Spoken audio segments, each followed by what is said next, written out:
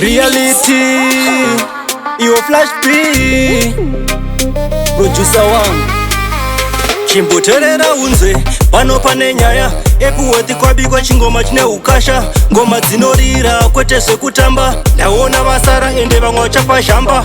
Producer wacho anonzi Flash B, ini ndaimba wacho inonzi JD, madhara anokuza madhara ane hombe, chimbotera ngoma randaimba irisi hombe. Ane hombe madhara ane hombe, ane hombe madhara ane hombe, ane hombe madhara ane hombe, Jesu madhara tinopedza tine hombe. Ane hombe madhara ane hombe, ane hombe madhara ane hombe, ane hombe madhara ane hombe, Jesu madhara tinopedza tine hombe. Chapindirwa naEthaton muhombe, chaloka mumastreets chihombe ichi, chabigwa nemawindi chihombe ichi, samanje manje tine chimuti chiri kuterera unze pano pane nyaya ekuweti kwabikwa chingoma chine ukasha, ngoma dzinorira kwete zvekutamba, ndaona vasara ende vamwe vachapazhamba.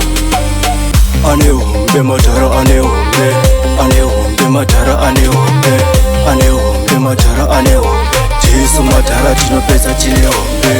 Ane hombe madhara ane hombe, ane hombe madhara ane hombe, ane hombe madhara ane hombe, Jesu madhara tinopedza tine hombe. Chimuterera unze pano pane nyaya ekuweti kwabikwa chingoma chine ukasha, ngoma dzinorira kwete zvekutamba, ndaona vasara ende vamwe vachapazhamba. Producer wacho anonzi Flash B, ini ndaimba wacho inonzi JD, madhara anokuza madhara ane hombe, chimbotera ngoma randaimba irisi hombe. Ane hombe madhara ane hombe, ane hombe madhara ane hombe, ane hombe madhara ane hombe, Jesu madhara tinopedza tine hombe.